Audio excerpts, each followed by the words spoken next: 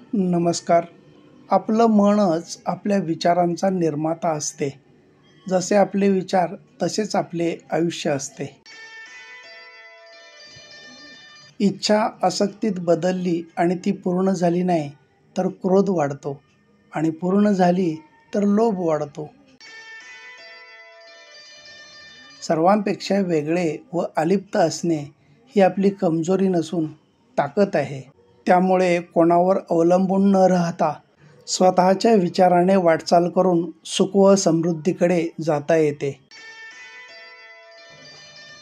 आयुष्यात येणाऱ्या वाईट वेळेचं आणि प्रतिकूल परिस्थितीचं नेहमी आभार मानलं पाहिजे, कारण त्यामुळेच माणसांचे मुखवट्यामागील खरे चेहरे कळून येतात. माणसाला चौकटीत राहून खोटं कौतुक ऐकायची एकदा सवय लागली की चौकटी बाहेरचं सत्य ऐकायची त्याच्यामध्ये कुवत शिल्लक राहत नाही. राग आल्यावर ओरडायला कधीच ताकद लागत नाही. ताकद लागते ती राग आल्यावर शांत बसायला.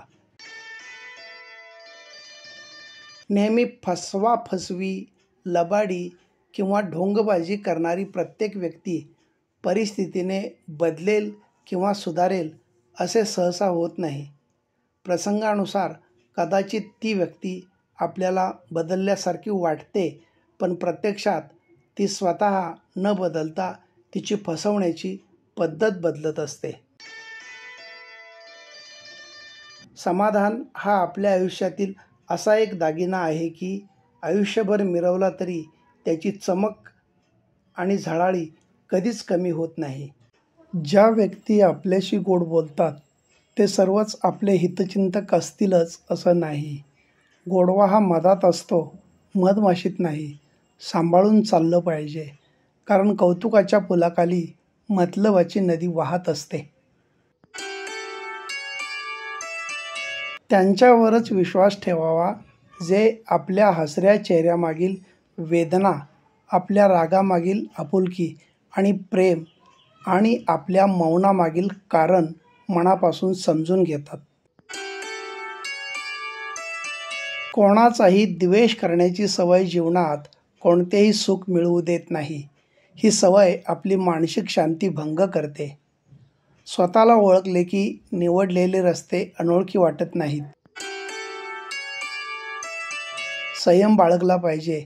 काही वेळा सर्वात चांगल्या गोष्टी मिळवण्यासाठी सर्वात वाईट परिस्थितीतून जावं लागतं. आपली उपयुक्तता आणि आपल्याकडून होणारा फायदा यावरच सध्या कोणत्याही नाती, दोस्ती. बुद्धिमान लोक कधीही आपल्या नुकसानीवर रडत बसत नाहीत, तर आपल्या कमतरतेवर उपाय करण्याचा प्रयत्न करत असतात.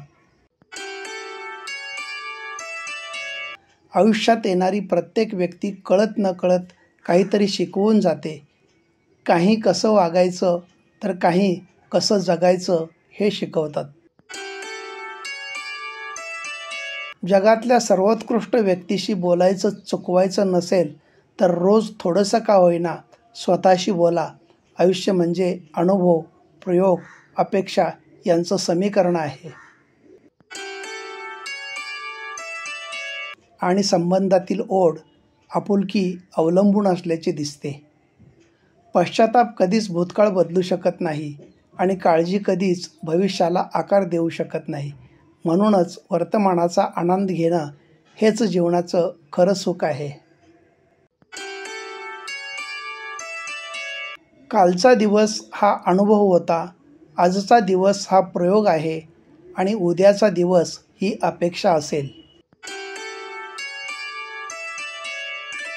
सही सफलता का सफर तब शुरू होता है जब असफलता का कोई डर नहीं होता. धन्यवाद.